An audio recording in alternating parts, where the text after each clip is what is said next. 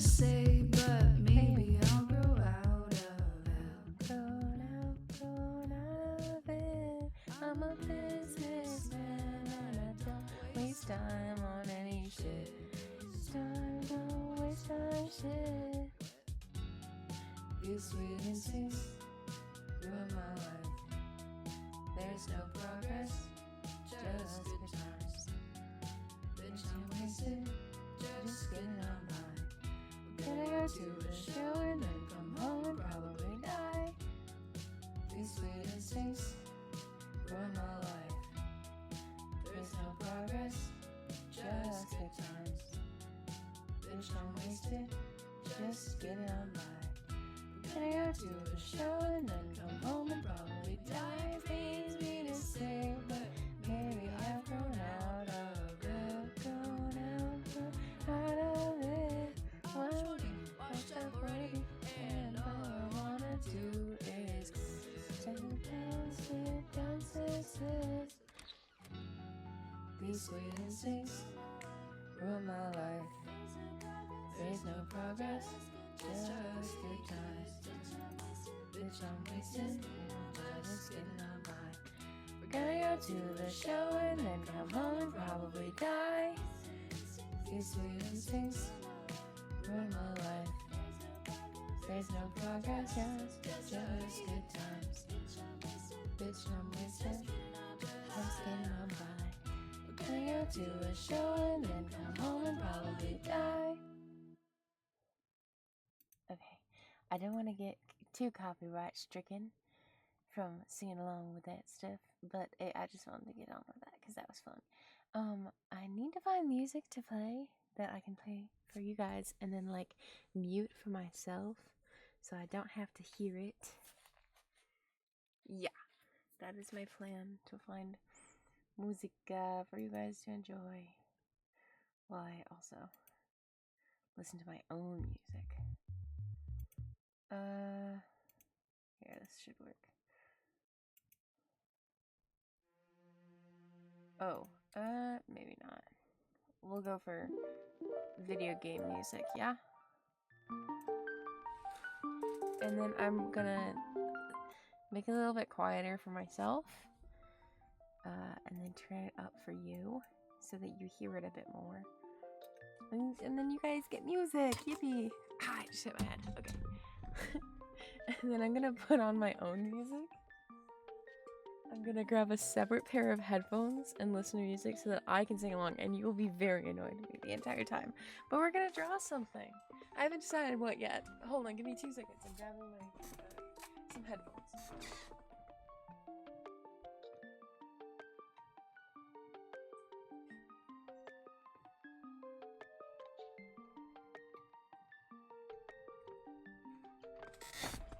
Anyways, opinions on Sydney Gish. I really like her music. Probably some of my favorite. I just realized I need to put it up on the screen. What I'm listening to.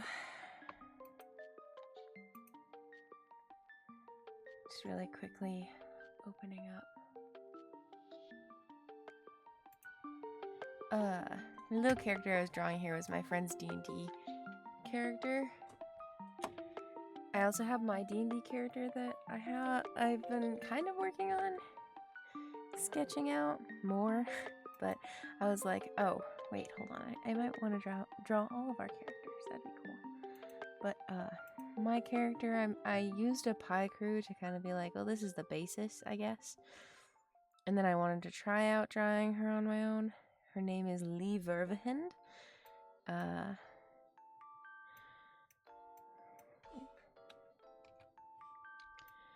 I like her a lot.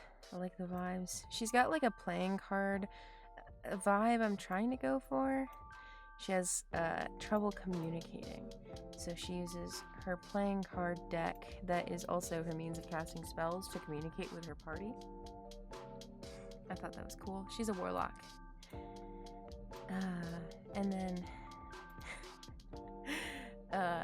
my friend's D&D character is a mime. He's also in the party, and I forgot his name, but I'm gonna go into Roll20. There's 4 of us. There's Keisuram Kintsugi, which is a porcelain Goliath, I think is essentially what's happening there. But he's a porcelain Goliath, and my friend who's playing him, we're trying to do a little joke thingy where my character flirts with him, and he does not pick up on it at all. In fact, he doesn't even know my name. And I think it's really funny. It's been very funny thus far. And then the other character's name is Rune, I think. And then this character here is called Fig. I'm pretty sure. Fig Fitzgerald. Rune Elair, Keisuram Kintsugi, and I am Lee Vervahind. Probably one of my favorite characters I've ever played. There's one character I have in a campaign with my siblings. The campaign is called Gongo and Lori, and my sister's character is named Gongo, and my character's name is Lori. And Lori is a barbarian who grew up in a circus. She's got this very like circusy vibe fit-esque thing. She's got a really cool axe, hammer, whatever. I don't really remember. We haven't played in a really long time. I really liked the vibe of the game. I think it was like really big actually.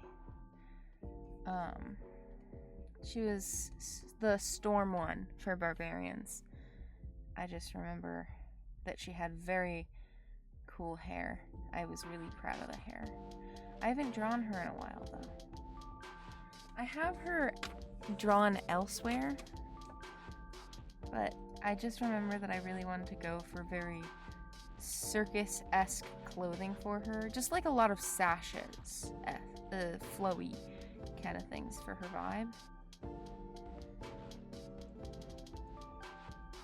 And I wanted her to not be like following that same trope of Goliath barbarians that are like super stupid and stuff. I wanted her to have like maybe like, you know, low intelligence or whatever, but I wanted her to be very like emotionally confident, and like she approaches situations seeking genuineness from people. She doesn't really run from her feelings, and she definitely entered a lot of situations with like, well, this doesn't make sense because before you said this, and that gave me the impression that your morals were more like this, but she doesn't say it like that. She says it more, I guess a bit more dumbed down, and like,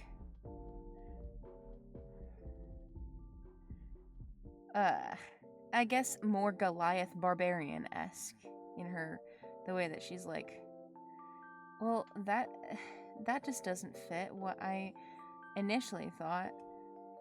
Instead of saying things with like the way that you might expect Grog from the Mighty Nine to go, where he's like, well, I don't want to talk about that. That makes me mad.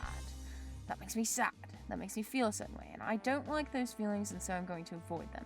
Instead of being in that way, I think that she was a lot more, to me, I wanted to play her as like a confident in her assessments and like emotions and stuff, but like she wasn't like super competent in getting it across all the time. Like she would say it and it would come out sounding a little bit like flat or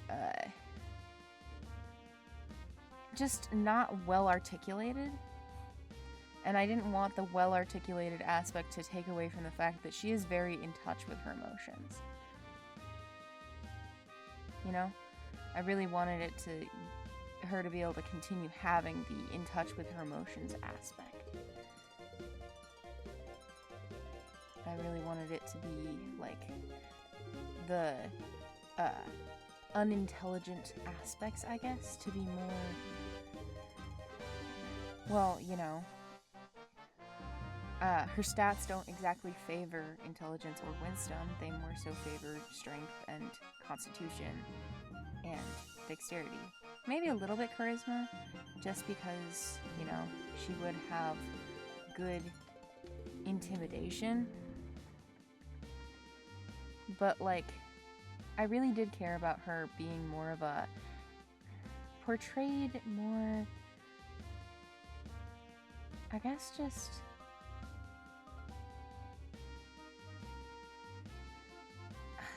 A big thing that I feel like I see with barbarian-esque characters, or tank characters, I guess, is that they're very emotionally constipated. And I didn't want to play her or act her as emotionally constipated. I wanted her to be very, like, aware. I just also wanted her to have, like, oh, I didn't really pick up on that. Oh, I got confused by that. Oh, that confused me. And I wanted that to be where the intelligence, or lack thereof, I guess, was implied to be.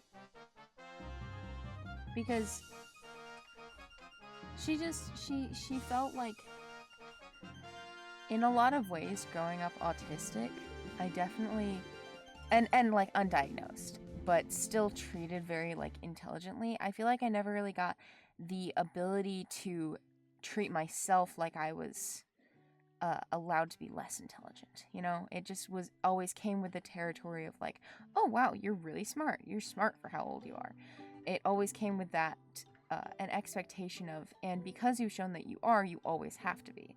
So any opportunity that I got to not have to be intelligent in my now years of being 19 and just trying to cope with that lack of an expectation to be intelligent all the time, and therefore no expectations are holding me up in that regard, it definitely feels a lot more like, oh, hey, maybe when a kid proves themselves to be competent, you don't expect them to be an adult right after, you know?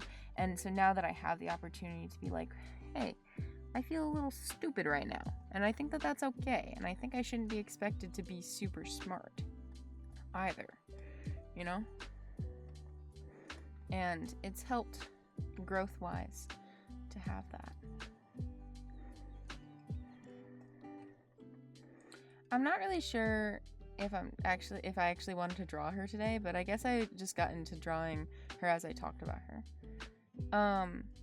Lee is meant to have not exactly a jester vibe, maybe a little bit. I just feel like I tend to go for those like jester-esque pants too much, and I don't really know if that was what I was trying to go for her, or if I wanted to go for more of the for legs, if I wanted to go for, because she's a tiefling, if I wanted to go for this or something, you know, this kind of a leg. And then because she does have a tail that's like,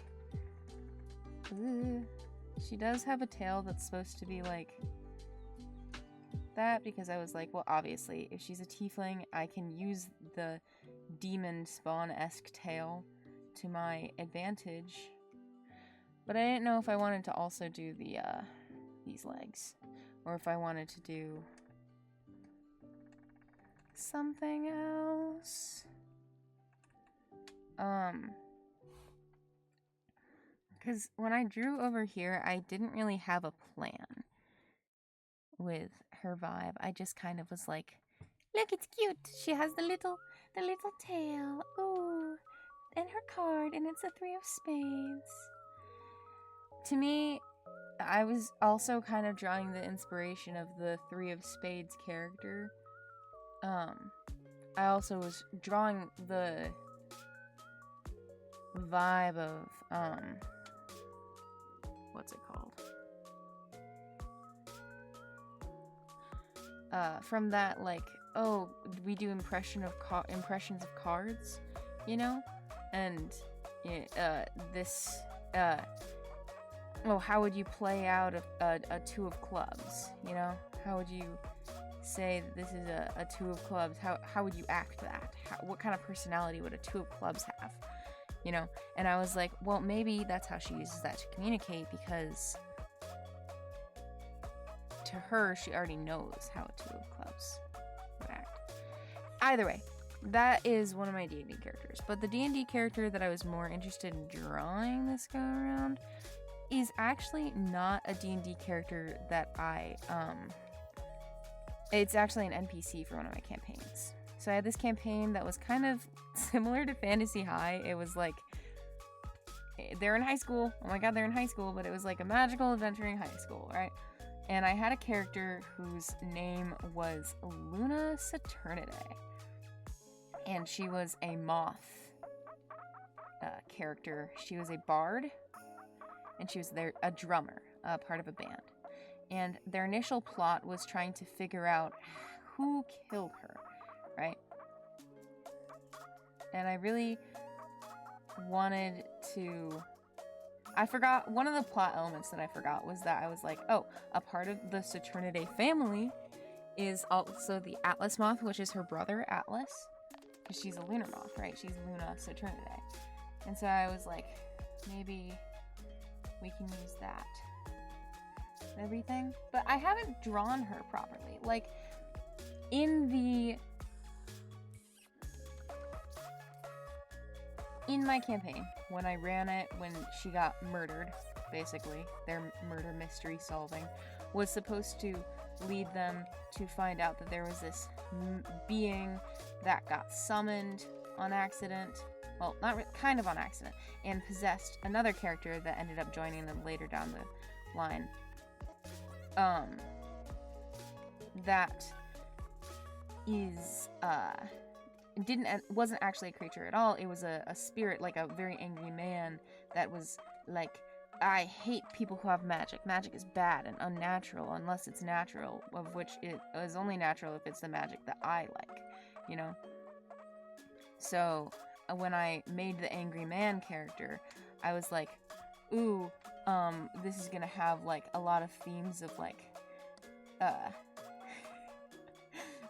hating gay people, basically. Similar to the Owl House, I wanted it to have those themes of oppression of the people.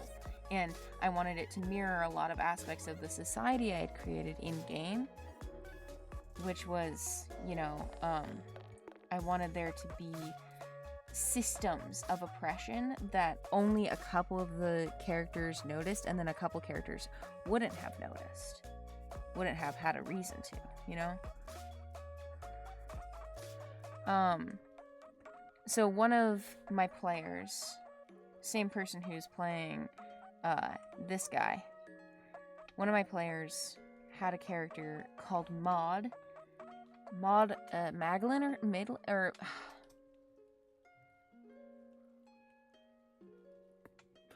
she had a name that was kind of related to Daddy Longlegs because she was a spider hybrid character, spider person.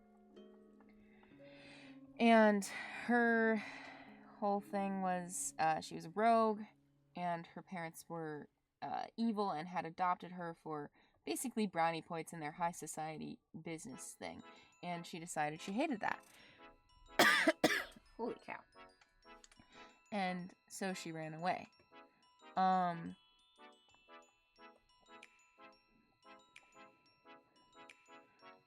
And when she ran away, she was like,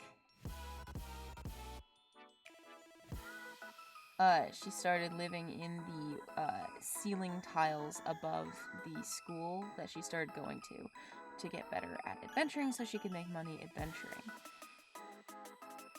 And I wanted to use her story as like part of the jumping point for the character that is Maud, or for the character that is Luna, and the character and the archetype and I guess trope in general that she represents, which is almost martyr-like in a Jesus way, which is why when she died I kind of had her pinned like a butterfly, but also crucifixion style. So, you know, it went through the here and through the there were stakes basically driven through her wings to pin her up like a butterfly, or a moth, which is what she is.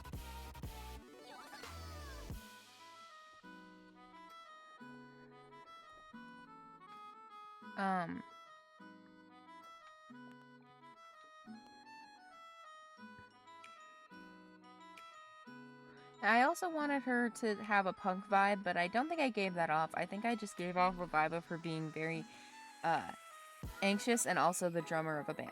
And I think that anxiety takes many forms, and it doesn't have to be exclusive to characters who are shy. I think anxiety can exist. Anxiety and also shyness that stems from anxiety can manifest in characters that are confident and characters that are punk. And I think that I forgot to kind of add in all of those elements when I was like, yeah, I think that to me, this character is punk. And I just never portrayed that because she died too soon and they weren't really paying attention to her the way that I wanted them to, so I ended up killing her kind of sooner than I wanted to. I wanted them to find her dead body during a game of mandatory hide and seek during gym class. It was supposed to be for characters who are trying to get better at stealth, basically. So during hide and seek, Maud went up into the ceiling, and the other two characters, Lemon, the human bard, and oh, these arms are hideous. Lemon, the human bard, and Esther, the elf druid, were supposed to be also partaking in this. They weren't doing a very good job, but they did end up finding in a band room. In the band room that when she missed class, they ended up finding her dead body pinned up to the wall, with some words over it that related to later on things in the campaign. And the other character that they ended up finding out was possessed by the thing that was killing people.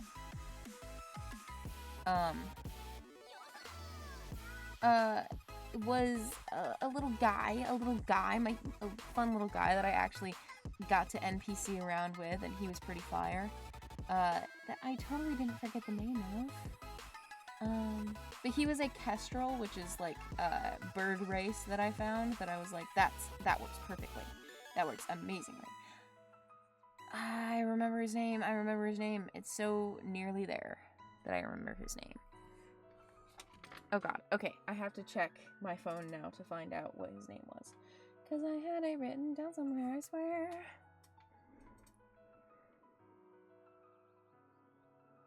Levi Fringelli, I just remembered. Or I think Fringelli.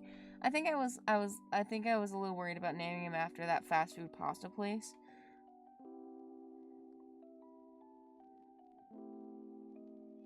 But he was supposed to have like a little arc that they helped him with. Of basically getting the demon out of him, which they did. Good job, them.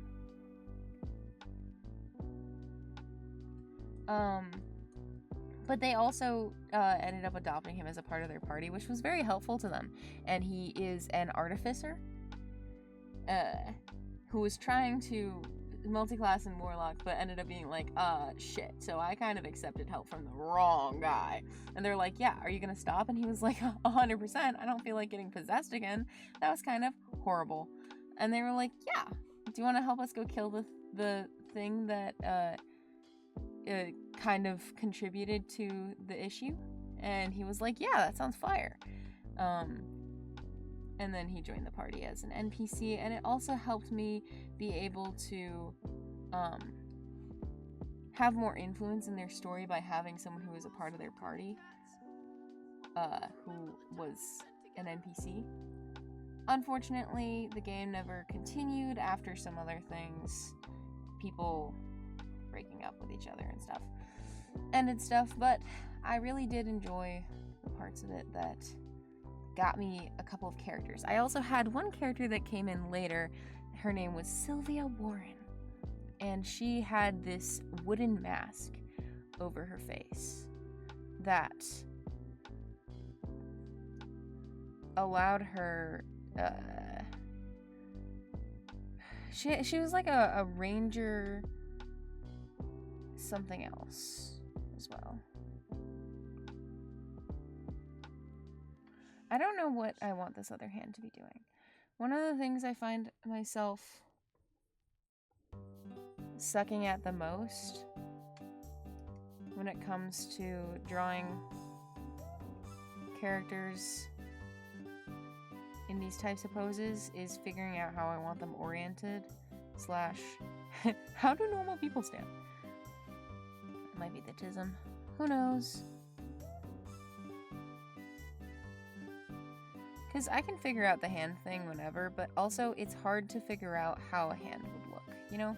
Like, not like in like a anatomy way so much. I mean, like, it definitely is like that process as well that adds to it, but it's also like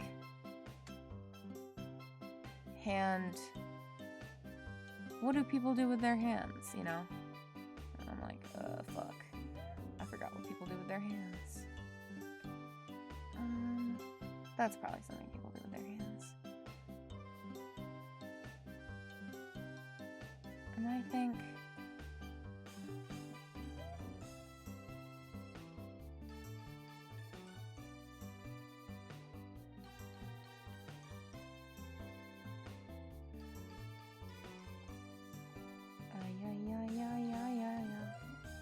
but she was one of my favorite characters to ever play out the death of, I think.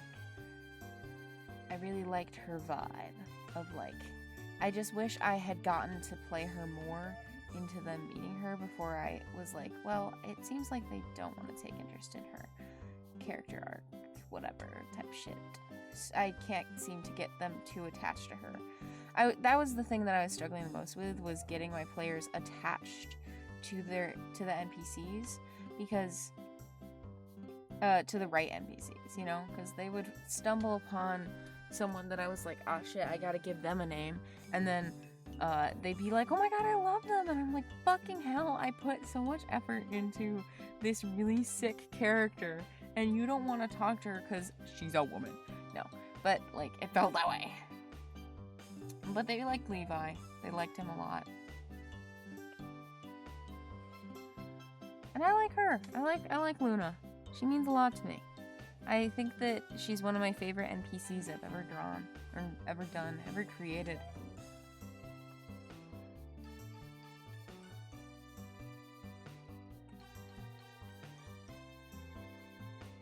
I also like, this is something that I came up with more recently, way past the session ever being over, was that her hair kind of mirrors her wings.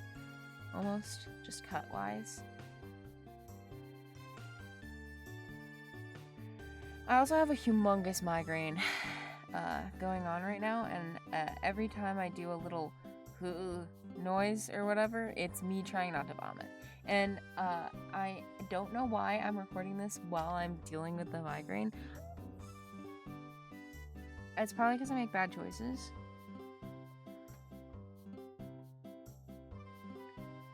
But besides the point,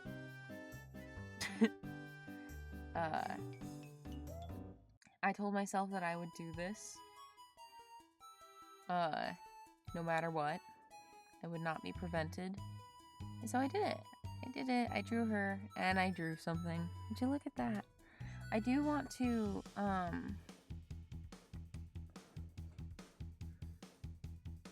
draw Levi, because he's such a I really did write him to be such a pathetic little character that I totally just, like, I love drawing him specifically because of how pathetic he is built. I did forget exactly how I drew him, but I drew him in one of my sketchbooks on paper. So I'm gonna have to remember how I did it, because I don't want to have to go looking for that just for the reference, because I don't think I have any other drawings of the guy.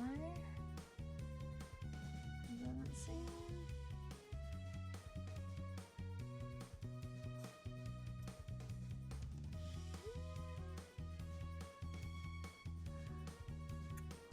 I don't believe so.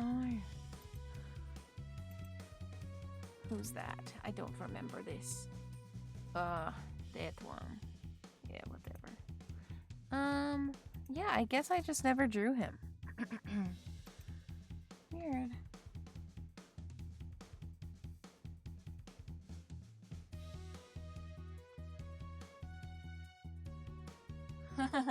This is a I'm gonna open this one up. This guy's called Osteoporosis. He was a what I went for Halloween a year ago. I had a cat skull mask that I lost at one of my old jobs when I worked at Dairy Queen. I was like, yeah, I can work on Halloween because we closed at 7, right? And I was like, can I wear the fit? And they were like, yeah, you can wear the fit, because they were really chill. The one I worked at. And I wore the fit. Obviously, I didn't wear the skull mask while in there, but and obviously I couldn't wear the prosthetic claws, but I could wear the cloak, and they didn't seem bothered. And I had fake blood splattered shoes. And then I lost the cat mask there, and then I never got it back, which is unfortunate.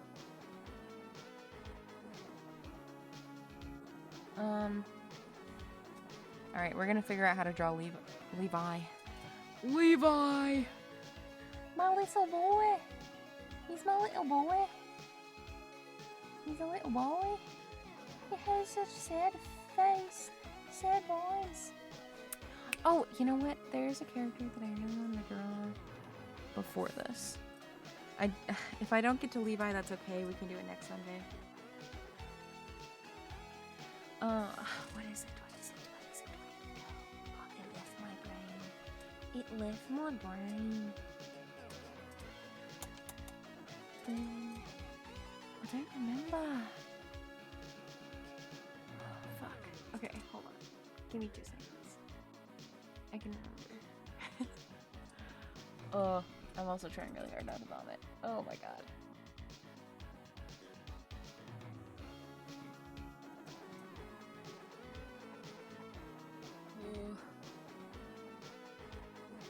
Ah, yes, Lorimar.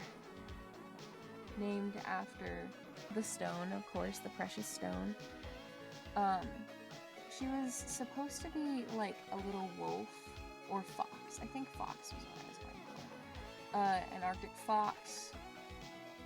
And she wasn't really a D&D character. She was just a character I made up that I was like, that's cute. I like it. And she meant a lot to me, and I never really finished fleshing out her character. I wanted her to be a character that has died multiple times and been revived multiple times. And I just wanted that to be a part of it, but something that...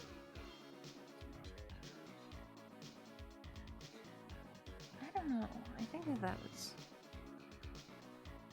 Who was that who I wanted to draw? I think I just wanted to draw her eventually.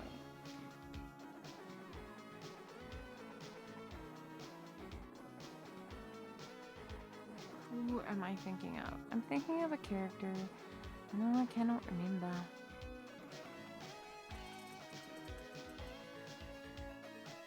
I cannot remember. I cannot remember. Can you remember?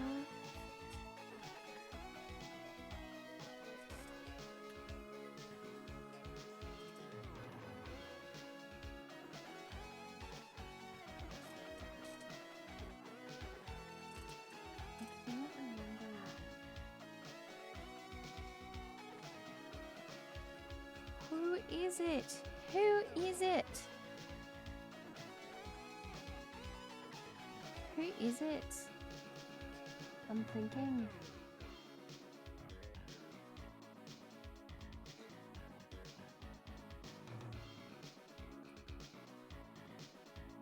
I think I accidentally started drawing Levi, which is fine.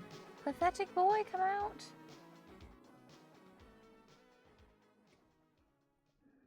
Okay, we're drawing Levi now. He's my little bird. He's a little bird. I love him. He's such a little bird. And such a fucking loser. I love him for his loser vibes. He means so much to me. He's probably one of my favorite tormented characters I've ever made. And I made a lot of tormented characters. You know what I mean? Like, immensely tortured. This guy's immensely tortured. this guy, so tortured beyond belief,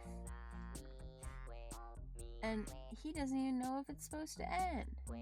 He's pretty sure it's not gonna. He's really good at building, though. He can super duper mechanic it up.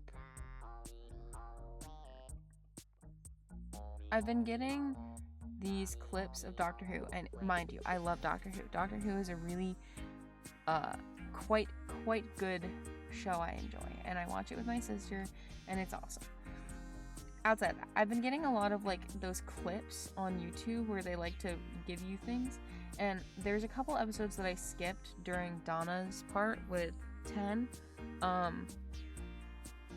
that I just, never got around to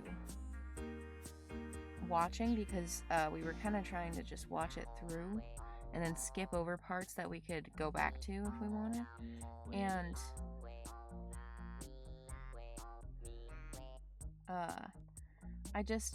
I'm getting these clips that I'm like, oh, I've already seen Donna's part. I don't mind watching this bit. It's a little fun. Remember this part?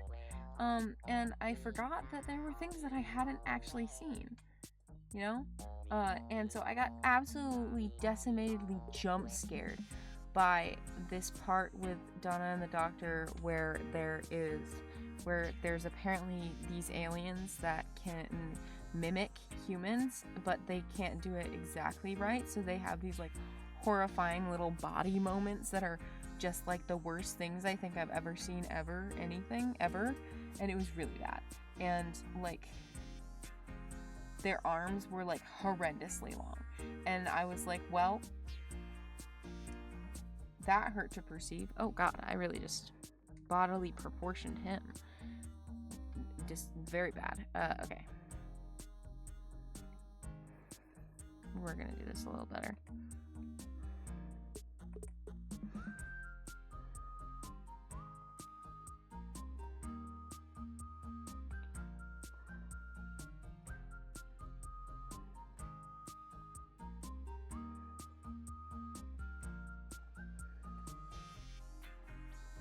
Alright, do you think that looks better?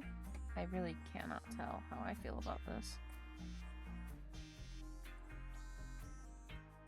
I really am trying my best. I just recently watched The Amazing Digital Circus, finally. Beach episode fucked me up. I don't know if I'll ever make it through that. I mean, honestly, like, of all the episodes, you would expect the Untitled one to be emotionally devastating. You'd expect, like, guns to be emotionally, and sure, it hurt because it was like, the argument at the end. But like, I didn't expect Beach episode to be the one that like shot me 57 times in the chest, Look at him, loser.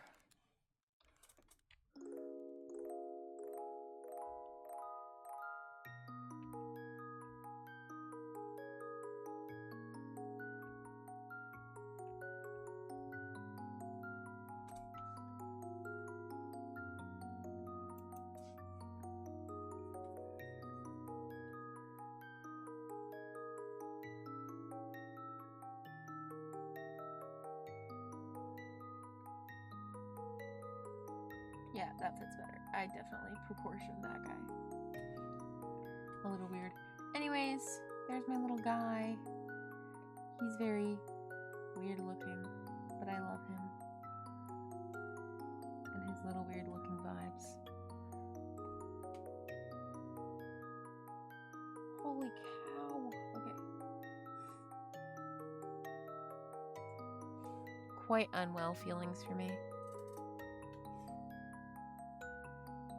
I'm gonna try and make it to an hour without, like dying. We are doing our best. We're doing our best, gang. We're gonna pull through. Drawing, I swear.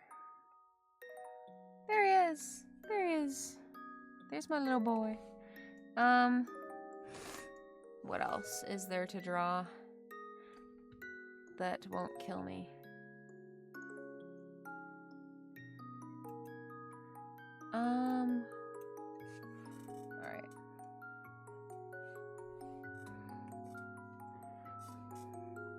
Where am I at right now?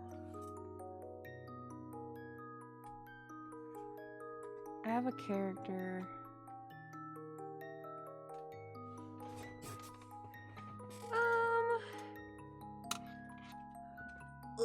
Okay.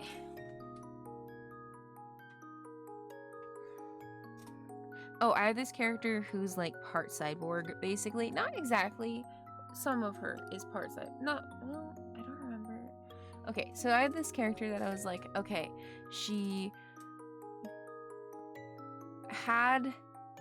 got kidnapped by this laboratory, this lab that was like, we're gonna figure out how to replace each of your organs with mechanical pieces so that you will live forever and work as our super soldier perfectly. And she was like this bee hybrid character that got turned into a, bee hybrid character that was quite traumatized after this issue. She managed to escape from the lab and go and live with people who are nice and don't want her dead, but she never told them that she got kidnapped because of who she was and her abilities and stuff as a bee hybrid. She never told them why or what or whatever, because she was like, that's behind me. They won't find me. I'll lie low forever, and I will be happy with these people that I have found that I love. And then she gets captured again, but then with a bunch of her friends. And her friends are all like, holy shit, what the fuck is going on? And she's like, well, you see, and they're like, oh my god. And she's like, I'm so sorry I didn't tell you. And they're like, no, like, that's not what we're saying oh my god about. We're saying oh my god about the fact that this is a fucking terrible situation, and some of us are kind of built weird too, so they're probably gonna do the same thing to us, but also we're worried about you because you had your healing arc, and then your healing arc got like torn apart, and now you're back at square one, and we're worried about you. And she's like, well, hold on. You're right, but also I'm gonna make it worse for myself by sacrificing myself to try and help you guys not be put into the same situation and eat through even more. So she starts like provoking the people so that they exclusively are paying attention to her. That way her friends can also focus on getting them out of there, because one of the characters is part cyborg. One of her friends is part cyborg and part this other like monstrosity, whatever. And so they use some of the parts of his cyborgness to, they kind of like take apart his arm to turn it into a communicator, but they have to build it in his arm to escape, to contact the rest of their friends who can then come and help them get out. But it's a little bit hard to do that when they're being watched, and also so she's getting all the attention on her so that they don't pay attention, and they also so they don't like test on her friends. She's trying to like distract them and be like, only paying attention to me. Hi. And I really liked my character design for her. I was like, she's probably one of my favorite characters I've ever had the pleasure of drawing.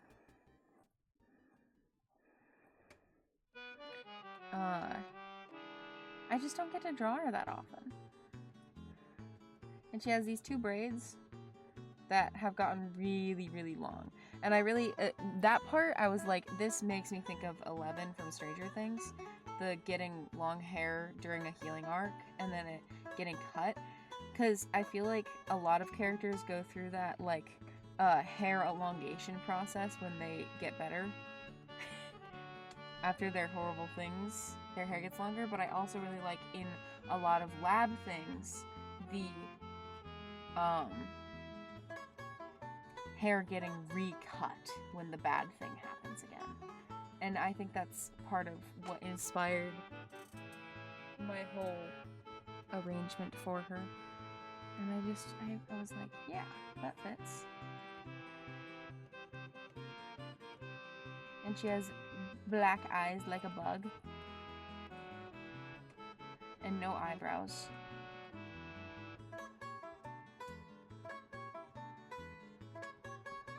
And I adore her with all my heart.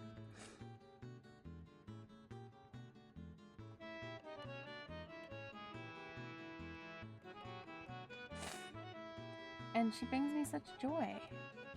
And I didn't really figure out what her name was. I think it was like gonna be, because she was called B13. I'm pretty sure is what I named her. Maybe she does have like little eyebrows like a bee. B13. She was the 13th of their kidnapped bee hybrids, and the rest of them died up till her from the experiments. And I had a lot of cool fits for her too. I had like overalls for one thing. I had like a sweater-ish vibe. And I had like this design for her for what she looked like when she was still acting like she wasn't a bee hybrid, because she was like, I'm laying so low, nobody can know what the fuck I am. And then she was like, wait, shit, everybody around me is also kind of like a little bit freakish. I don't need to hide. I just realized. And then she, you know, stops this part. But before, she would wear like little handkerchiefs over her hair, similarly to how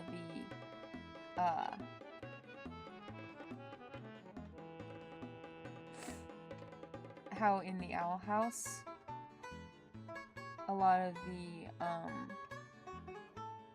witches, when living in the human realm, would wear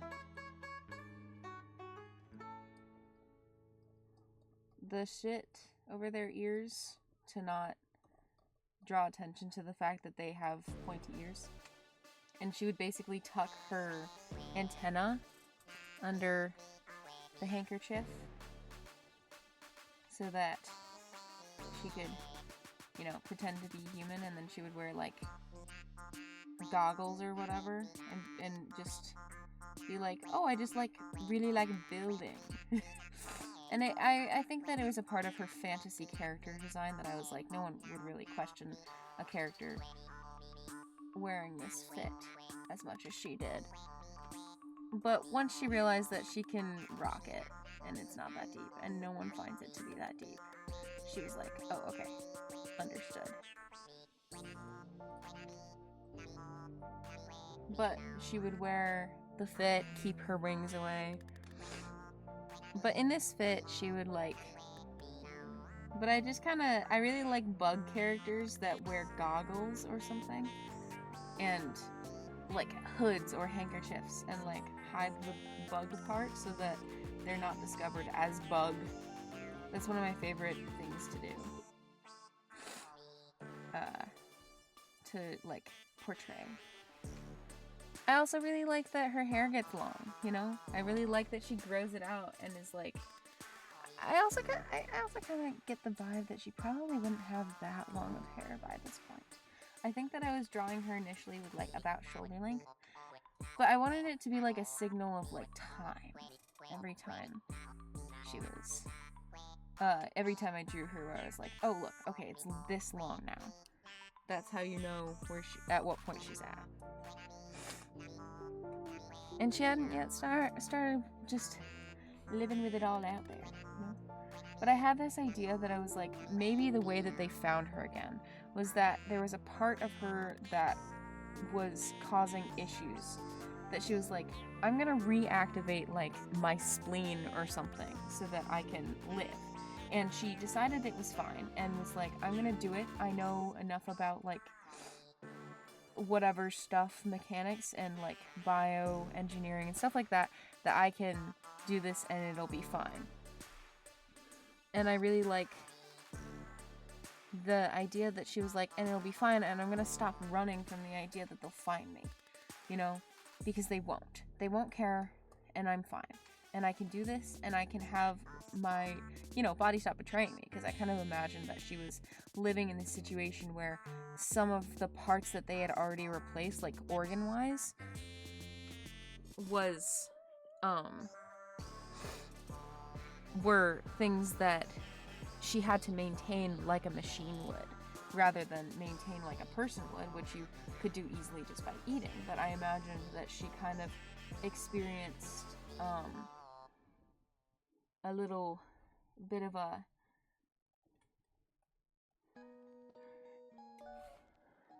uh-oh, my spleen is shutting down thing.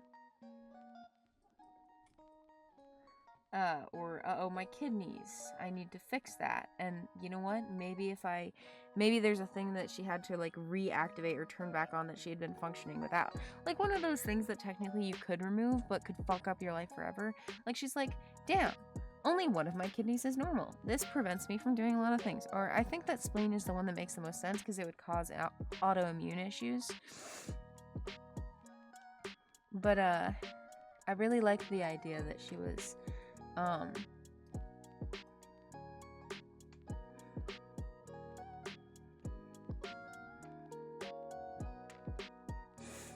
these hands are just trying their best.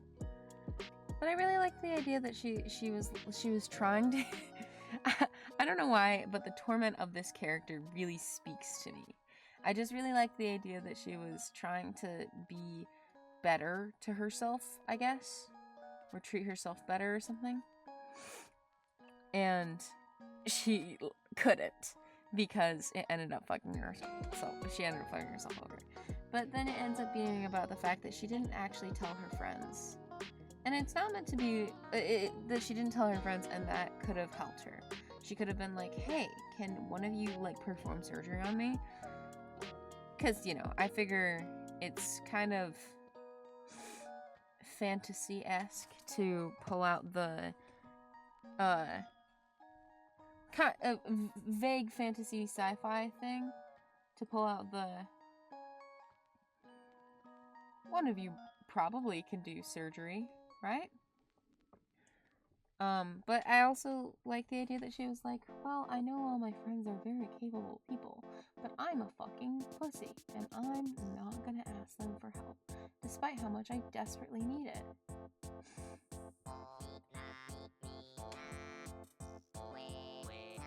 Alright.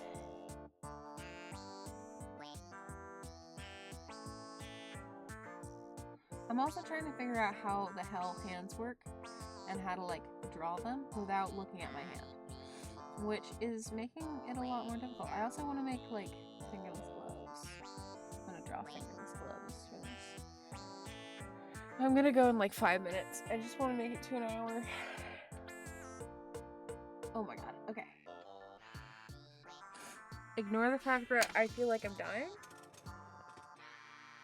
and my eyeballs want to pop out of my skull.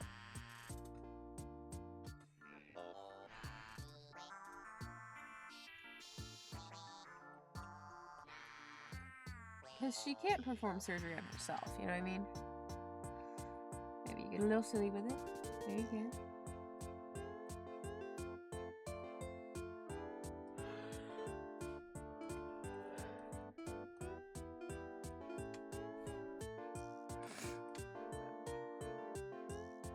And you know, the friend with like the cyborg arm, I imagine being like this like very tough guy that kind of has to take this role of like, you have to stop blaming yourself for the situation. It is the people that hurt us. Because I imagine he went through something similar in a way that caused him to be in this situation.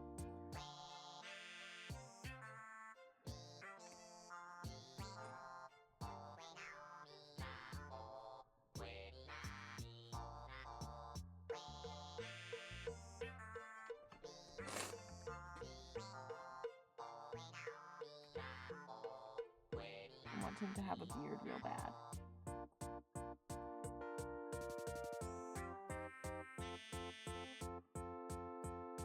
I don't know why I want him to have a beard so bad.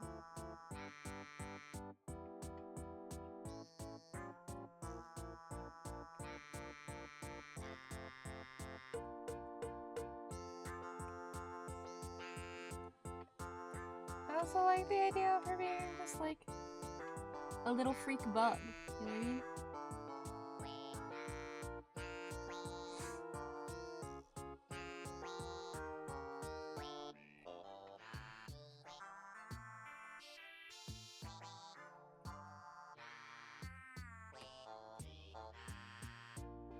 Like, imagine her embracing her bee side a little bit. And just like, she's like, I'm gonna stop to smell the roses. But like, she does not understand the concept of stopping and smelling the roses. And so she's genuinely at a rose bush, like nostrils open, you know what I mean?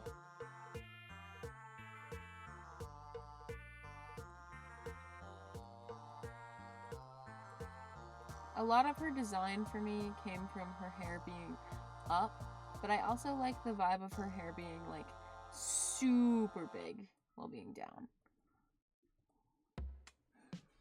Anyways, bug. She's a bug. I really like just portraying the bug vibes for her. I think bug fits. And I think I haven't figured out her wing design yet. I think I was just like, because most of my arranging of the character and the lore was like, ooh, I think that would fit the vibe. Ooh, I think that would fit the vibe. Like, how the hell do you make bee wings? Because I can do like the bird wing thing in proportion to the character. Like you do the little stick figure and then you want them to kind of be a little bit longer or double the length of the arm or whatever. Like if there is a stick figure type shit, he goes like wing to there, I imagine, is usually about how long I'd go. I don't think I did that right.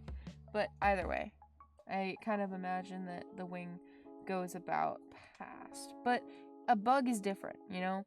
When you think of like bug, you think of like, and if it has wing, it probably goes to about the length of the legs. So would she be able to fly? Because I feel like bugs also are very delicate and like exoskeleton. The reason birds can fly is because they have hollow bones. But in like the bird way of like person, that sounded like English. But in the way that you draw like a bird person, basically, in the bird way of person, when you draw a bird person or a person that has bird wings, you usually like, I don't know, I feel like you come up with your own explanation scientifically. How would you interpret it? You know what I mean? But when it comes to like the bug wing, is there only one bug wing? Okay, guys, we're doing research really quick. I'm gonna leave in like 2 minutes because I'm migraine kicking in, very nauseated. But we gotta find out this whole like how many wings. I'm gonna get a bee's anatomy up here.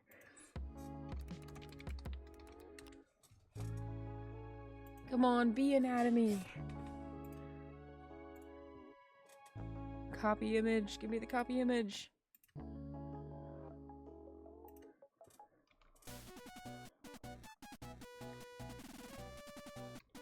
Okay, we're gonna just really quickly.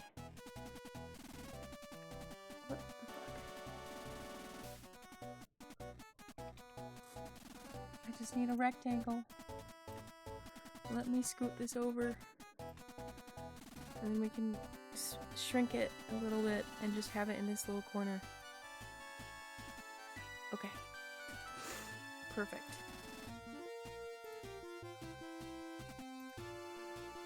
Okay, so if like the bee's wing in proportion to its body is like 2/3 of its size, about the same size as its like torso, or not torso, like abdomen. So like this part, like this part, and if it exits near here, then we can probably imagine, and then a second one, like so. Yeah, kind of looks like fairy wings.